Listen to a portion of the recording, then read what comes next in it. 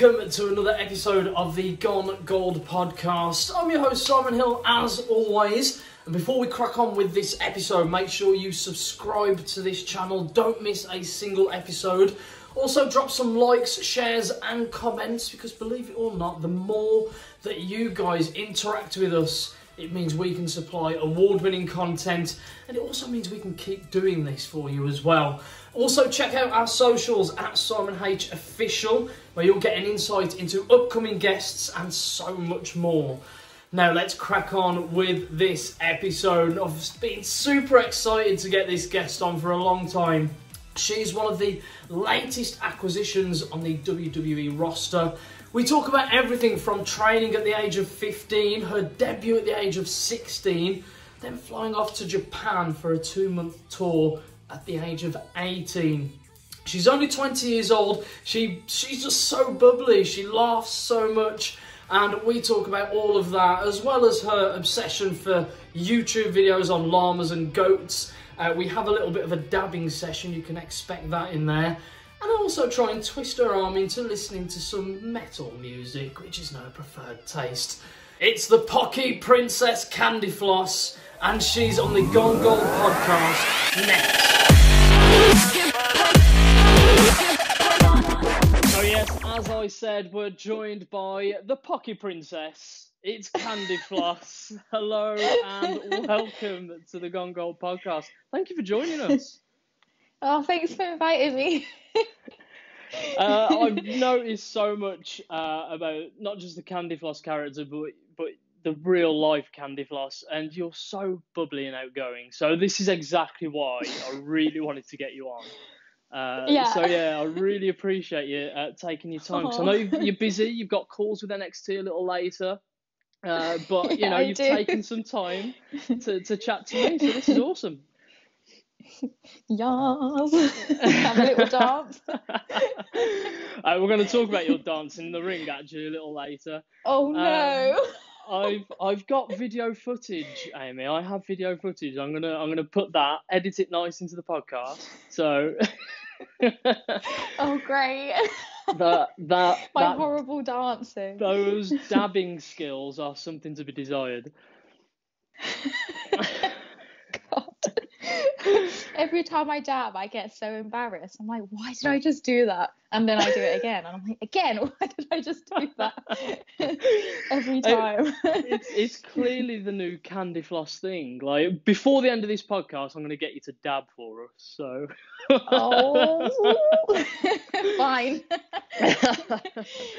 But let's go right back before we go there. Let's go to where Candyfloss started. So you began training at the Progress Dojo, which is now known as Knuckle Locks, back in 2015. What made you wanting to get into training straight away at the age of 15, knowing you were going to, at the time, possibly the biggest training school in the UK? Yeah, well, I didn't know it was probably going to be the biggest training school. That was like the closest one, because it was literally just down the road from where I live. So I was just like, oh, what is this? How is this just down the road? But yeah, so I started training what's it called again? Olympic wrestling when I was about 11, because there wasn't any pro wrestling schools in London at all. Oh wow! Or maybe I just didn't search it properly. I just didn't know. I don't know. I guess I didn't know how to use Google. Probably still don't. So, but yeah. And then I started training Olympic wrestling just to get like a head start. That's how my brain worked. And I was like, I'm gonna try do this. Hopefully, I can get hench doing this. And that didn't work out. But I didn't get hench. And then I found the Progress Wrestling School. And when I was 15, and then I started training there. So yeah. and that's where it all began. So at the age of 15, you were going after school, and kind of as much as you could, sometimes 4 or 5 times a week, which at a young age must have been painful, I guess, taking those bumps at such a young age.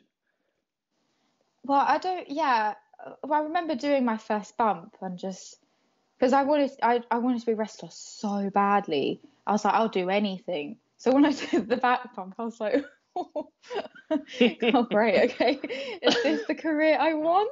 But in my head, I was like, yes, yes, yes, yes. So I'd be training like sometimes 7 times a week. I would be there. It would be like my home. Wow. Like I wasn't even at home. I was just there all the time. Was the gym then added to that at a later age? Were you going at the age of 16 to the gym as well as training, school, sixth form or college back then? How was the process for you? I think I started going gym when I was going sixth form, but I didn't have a clue what I was doing, and I still don't. So that's my gym life. You've actually just came from doing a little workout. Has that gone a little bit better than when it started at 16? I hope so. Now, you made your debut at 16 and a half, just before your 17th birthday. Talk us through your nerves going into that first match. Yeah, I think I was more excited than nervous. I just wanted to do it, to be honest. I think I don't remember. I think it was in Kent, and I think it was in. I don't know what the venue was, but it was kind of just in the middle of nowhere. But yeah, I remember I packed my bag and I was like, I brought my first gear that I had, which was so bad. So I'm gonna swear and say it was shit because I never swear. And yeah, I put that in my bag, went there, and then yeah, I was just excited. I don't remember being that nervous though. I just remember being excited. But, for those who are watching the podcast, so you can watch this on YouTube or listen on any platform going. For those who are watching, I'm going to put a picture of your old gear on right now for people to look at. Oh no. You're being mean. You're so mean to me.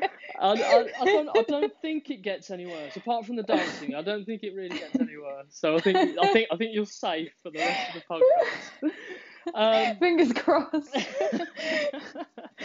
So you were in a scramble match, multiple talent within that match, and you walk in, you're very excited, maybe a bit apprehensive, just looking forward to getting that first one under your belt. After the match, how did you feel? What was the feedback like? Did you go to certain individuals and go, right, that was my first match. Holy shit, where do I go from here? Yeah, I think I did. I did ask for feedback, but I can't remember what they said. But yeah, I remember I was just happy, to be honest. I was just so happy. That's all I really remember. Just being so happy and just wanted to do it again. But then I sadly broke my arm that week at training. Oh no. Yeah. Oh no. I know. So I was out for 4 months after I had my first match. I did a crossbody, and then I landed on my elbow like that, and then this bony part popped out. And I just popped it back in myself when I was like 16. Yeah, I know, it's so gross. But you're hard as nails, Amy, because I would look at that and probably scream and go, I don't know what to do. And you're just like, put it back into place, it'll be fine. Wow. There we go, that's it.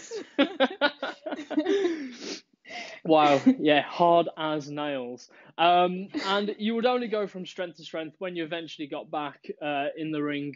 You've wrestled and been in the ring with some of the best in the business, and you're still only 20 years of age. Yeah. Kaylee Ray, Tony Storm, Mercedes Martinez, Zaya Brookside, and Rhea Ripley, just to name a few. How has it been being so young, stepping in the ring with that level of talent? I'm honestly, I'm just grateful because I'm obviously learning from them, and it's just like an amazing experience to be in a ring with such talented, wrestlers. Yeah. And it just makes me really happy, like that I get given these opportunities to obviously learn and to perform with these amazing wrestlers, so I'm happy all the time. I keep laughing. I can't stop laughing. No, it's great. I love it. I think that's one thing I've always noticed about you. Watching matches or watching, various interviews, you've just always got a smile. You're always laughing, giggling on your Instagram videos. I've watched all the videos with your cat Boo, by the way. There seems to be a trending theme where he will love you one day and hate you the next. Yeah, I know. She's actually really evil. She obviously really? looks really cute. Yeah, she's so evil, to be honest. I got bit the other day just because I was stroking her, but I don't know if that's what cats are like. But then she loves me. Oh, she's becoming quite an internet sensation. Is Do you Boo across reckon? all of your? Yeah, absolutely. Yeah. Well, she's got her own little Instagram section on your page, and she's all over your Twitter page. So you need a dedicated Instagram for her, don't you? I think that's what we need to do. Yeah, You should totally do honestly, it. I think about that on a daily basis. I just don't do it. I'm like, oh, we would have a nice Instagram.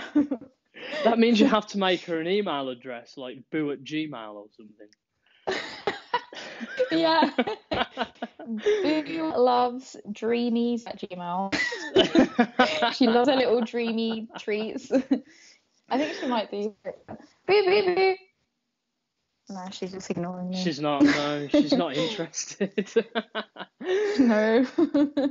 So you've gone through some of those incredible matches with some incredible talent. You're learning from them on a regular basis. But at the age of 18, you took a big step, a huge step that changed your career, and you went over to Japan.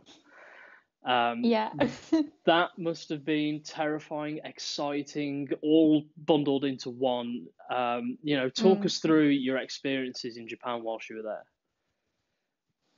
Oh God, it was amazing. Like, I honestly felt like I was just in an anime all the time because I was looking at the trees and being like, oh my God, it looks just like in the animes that I watch. So I was just in my own world of being like, oh my God, I was going crazy. But yeah, I stayed in an apartment with all the other wrestlers, like they call them gaijins, I think. I hope I pronounced that right. And yeah, so we all lived together, and then we'd travel to the dojo, which would be like a 15-minute walk from the apartment, and then we'd go training there, and then we'd do shows. I can't remember if it was on the weekend or not. I don't even know what day it is today, to be honest. So makes no difference. Yeah, so it was just really good. I learned so much. I was at the time Io was there, Io Shirai. So I was getting trained by her. So that was incredible, to be honest. I can only imagine. Yeah, she was basically teaching me drop kicks, and and I just got drop kicked about like 20 times in that training session, and I wanted to cry if I didn't. So it was good though. Yeah, I don't think I'd like to be drop kicked 20 times. Like, it's not on a bucket list. So whilst you were over there, I tried lots of food. Oh yeah? Like what? So what were your favourite Japanese dishes? There was this thing called pepper lunch. I don't know. It was just the first time I got it, I was so confused. I didn't know what this was. But I just knew that was the rice and that was the veg. But then I found out I think it's beef. I don't know. Like, you just cook it on your own. Like, they give you a hot plate and you just cook it, and I've never seen that in my life. Oh right, that's really weird. Yeah, but it was delicious.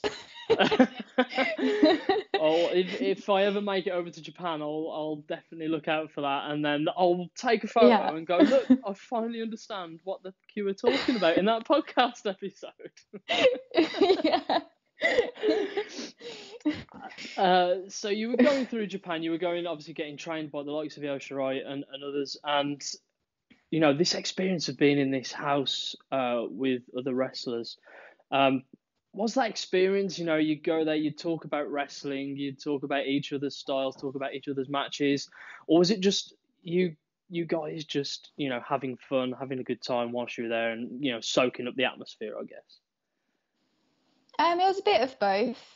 Obviously on training days we'd be in the zone to train, Yeah. and obviously show days we'd be in the zone to do the show.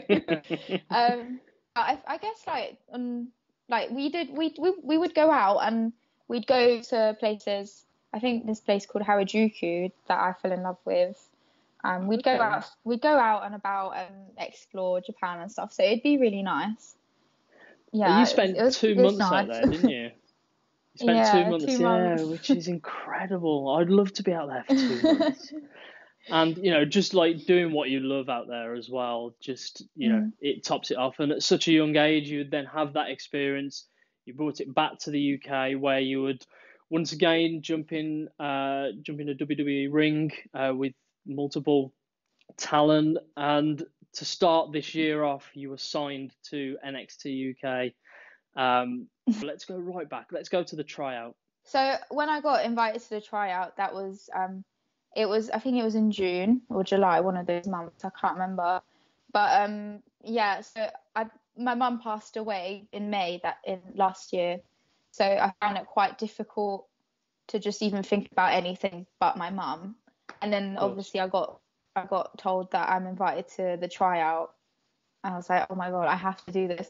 So I basically put all my emotions to the side and I just went and did, I think it was like 3-4 days. I can't remember. It was quite a few days of just training, doing like character promo stuff and basically like fitness stuff. And yeah, it was just really good though. I learned a lot and it was really nice to see like all the other ladies that got invited to, and I made some really nice friends as well. I got really happy.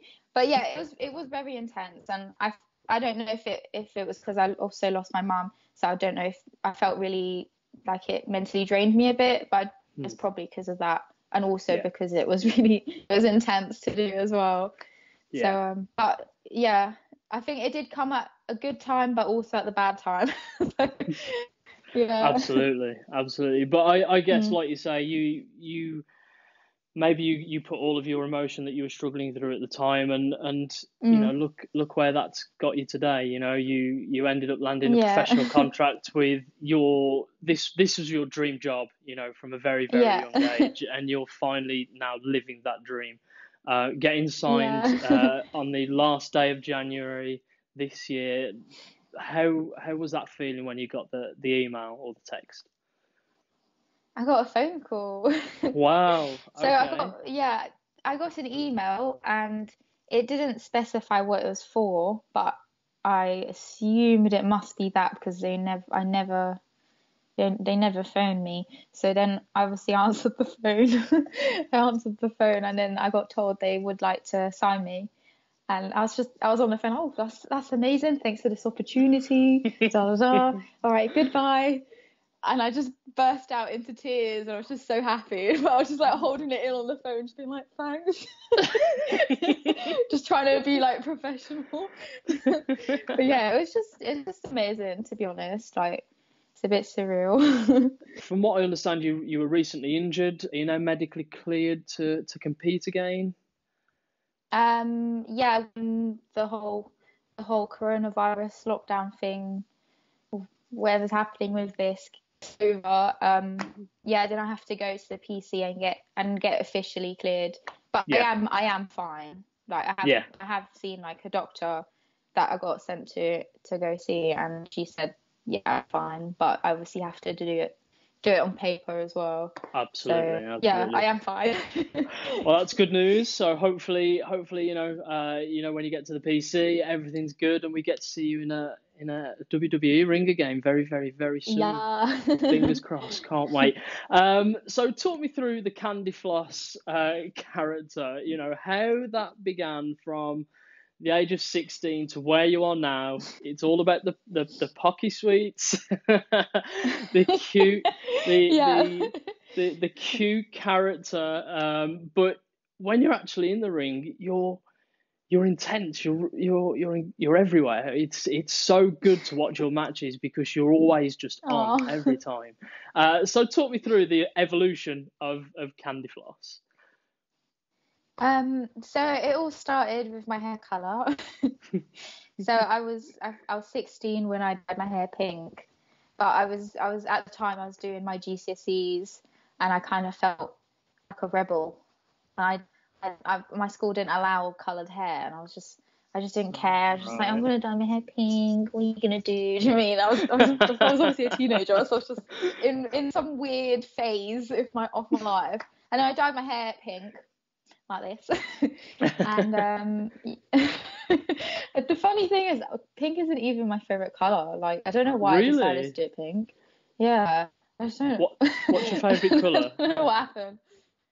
Blue. I like blue. So you could have gone Yeah. bright blue hair, but I don't think that would have worked with Candyfloss, would it? No. Yeah.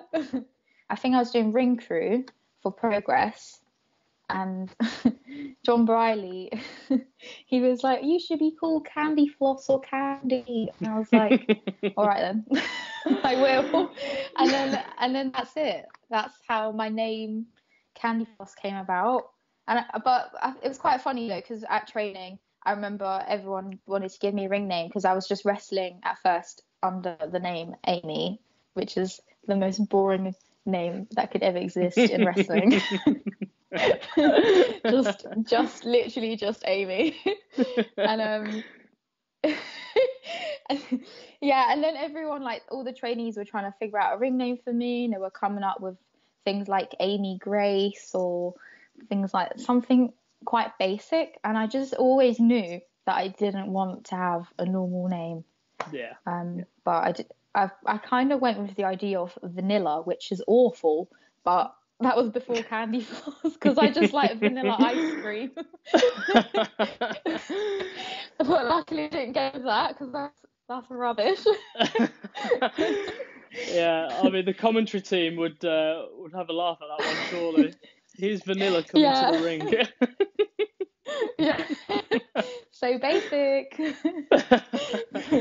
So you went with Candyfloss, and then that's where it all began. How did you get from the name to being the cute, sweet, loving, and building that character around the name? I think it happened quite naturally.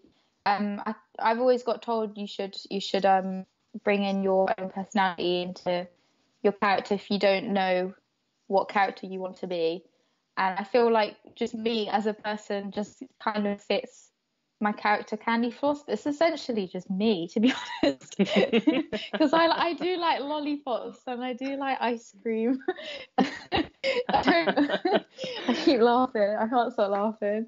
But yeah, I guess it happened over time. I think it happened with time. I just thought, what would my character do? Also with the help of what I would do as a person. So I think both of that like combined. I also used to like have like a big piece of paper. I was going to say A4, but I think that's not big. That's just an average paper. I used to like do like a spider diagram and just think about what kind of stuff my character would do and just draw gear designs and stuff. That was like quite early on though, that I used to do that. And then yeah, so. And now you're here, and this is you now. Although you signed with WWE early this year, you made your debut actually back in 2018 against Rhea Ripley, didn't you? Yeah. How was that experience? It was great, to be honest. It was so good. I was so nervous though. I remember being backstage and I didn't even know what my theme song was, what my entrance song was going to be. And and it started playing and I was like, ugh, this is a horrible song. Obviously, I came out to it because I obviously had to go out. And I remember I didn't know how to work the cameras. I didn't know where to look and stuff. Obviously, he told me briefly, you have to look at hard cam, ignore these cameras here. And I felt a bit overwhelmed because I never really have to do that on indie wrestling. Sometimes you do, sometimes you don't, but not to that level. So I kind of felt like I got thrown into the deep end, to be honest, and just go and do this. But yeah, it was incredible though. I obviously learned a lot from it, and yeah, it was good. So right, let's get into you outside of wrestling. Now you have your own blog where you document a lot of your past experiences, emotions, a lot of things that you've been through outside of wrestling. So you've had these amazing achievements in the last year or so, well, 2 or 3 years actually, but also in the last year you've been through a lot of emotional turmoil almost, I guess. Yeah. So let's talk about that. So obviously you began this blog after losing your mother, who you were Yeah. so close to. It was your best friend. You did everything with. You cooked, Yeah. cleaned, traveled together. So was this your escape and the way to document your feelings? Yeah. Yeah, definitely. I've always liked writing, but English isn't my first language. Croatian is. My mum taught me Croatian, and then when I went to primary school, that's when I started learning English. So but yeah, I've always liked writing. Even I think my grammar's always bad. um, but yeah, I've always liked writing, and I forgot how much I like writing since I started caring for my mum. So now obviously she passed away, so now I started writing again, and I feel like it's kind of like an open diary, if that makes sense. Yeah, So I yeah, kind of of, course. yeah, I don't, I had, the first one I wrote, I didn't know how it was going to go. I didn't know what, what reactions it was going to get. And for me, to be honest, it was mainly for me to just write. And I don't know why I wanted to post it online. I just felt like maybe I should. And then I got messages from people saying that my blog has really helped them because they're going through something similar. And just nice messages like that. And it made me feel really good to obviously know that I'm helping someone that I don't know. And also I like writing. So then I only wrote about, I think I wrote 2. I can't even remember. I wrote about 2.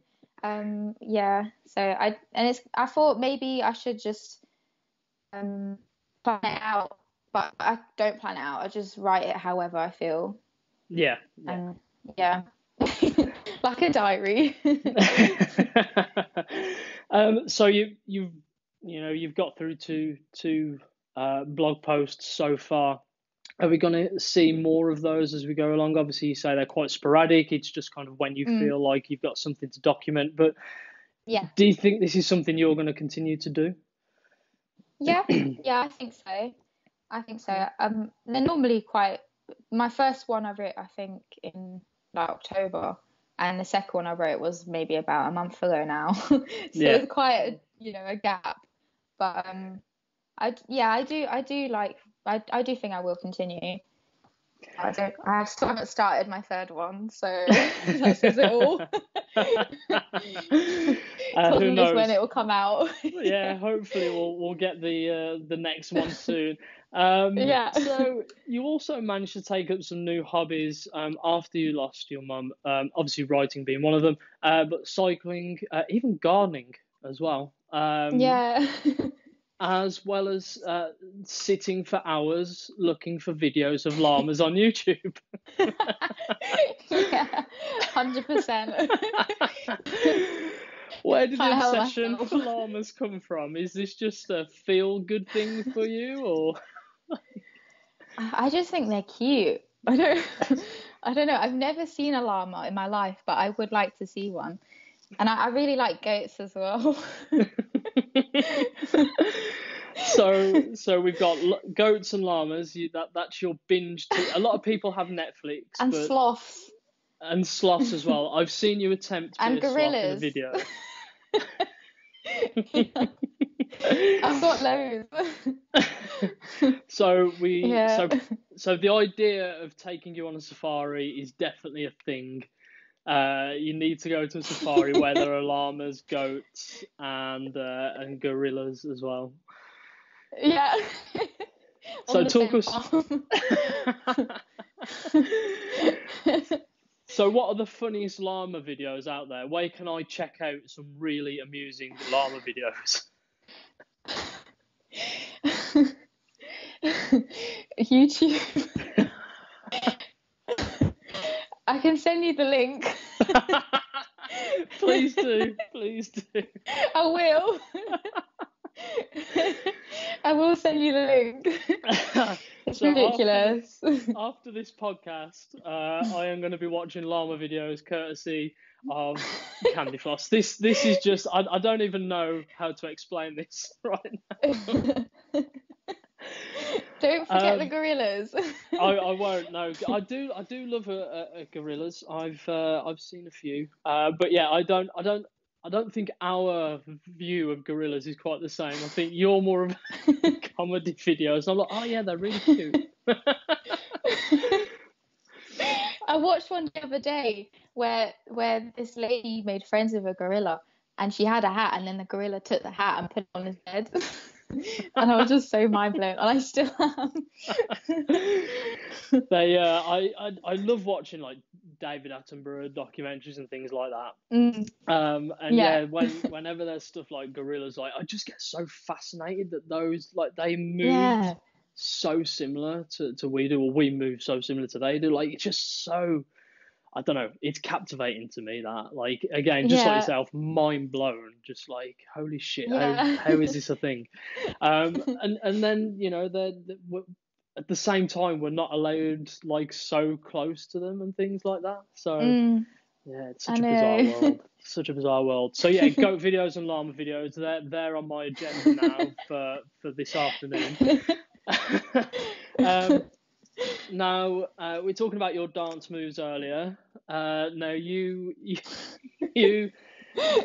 become somewhat of a dabbing princess in the ring. So, was this just something that happened naturally, or was it a dare? Was it just you being you? Sadly, it was just me being me. Yep. So are we going to see you dabbing in WWE as well? Just, you know, balling it down the ramp and just dropping a few dabs. Oh. There we go. Was that a good dab? How do you rate that dab? See what you've done to me.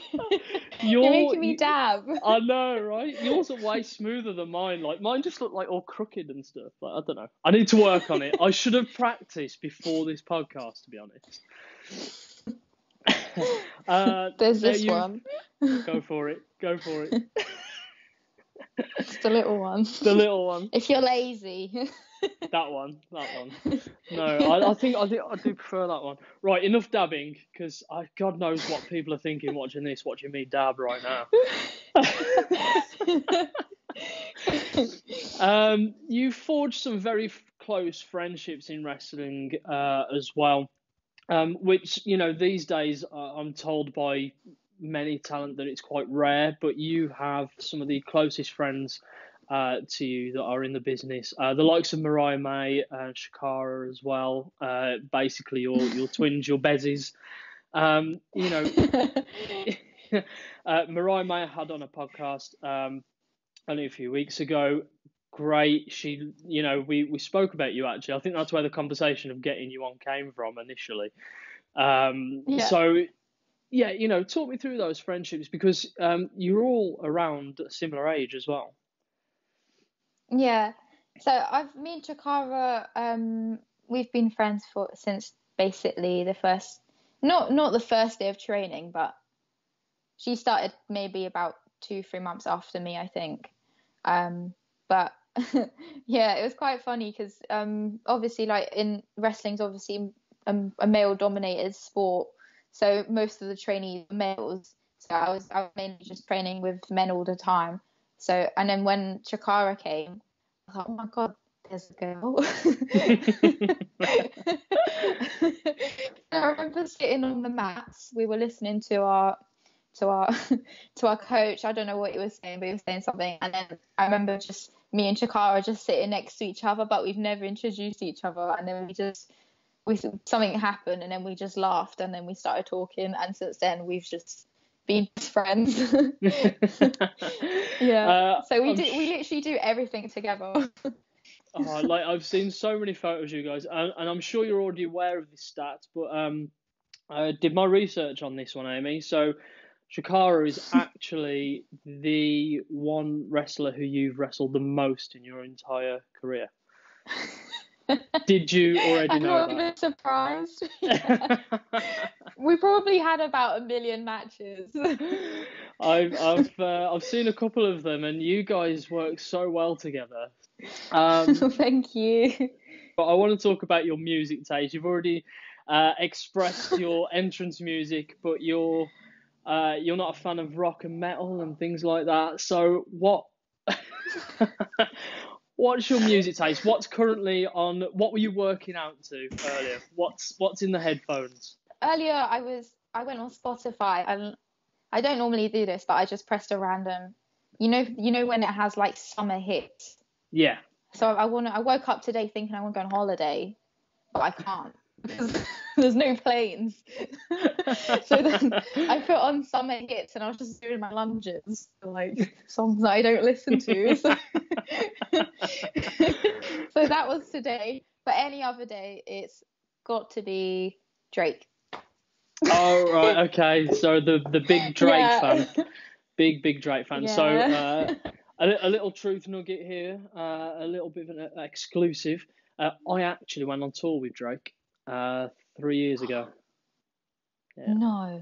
Yeah. Did I'll you? tell you. I will. I'll tell you the. I'll tell you the stories after the podcast.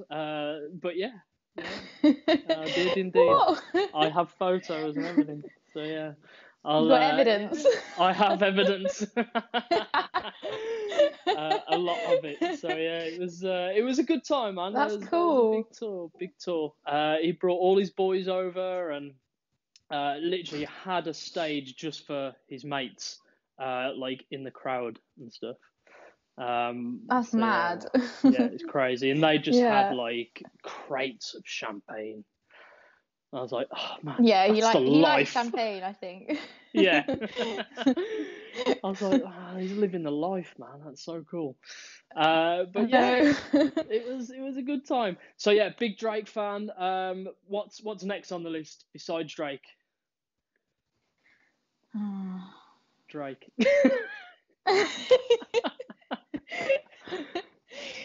I guess so, yeah. No, I don't really have, apart from Drake, I kind of just listen to anything apart from anything to do with heavy metal, because I really don't like it. I really don't. So if I were to introduce you to like Slipknot and Papa Roach and Linkin Park, you wouldn't be down for checking any of those out. I mean, I'd be open, but